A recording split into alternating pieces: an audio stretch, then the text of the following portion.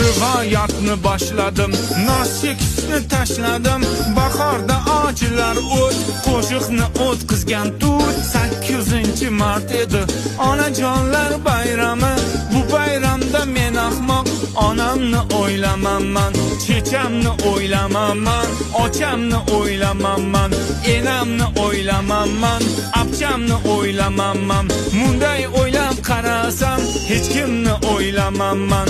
Kompot bo'lib men ahmoq bir qizni o'ylab faqat.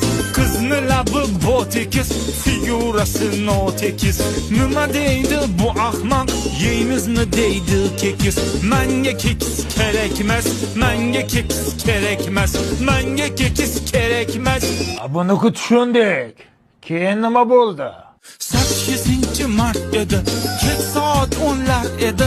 Bolar bilan toqqa chiqib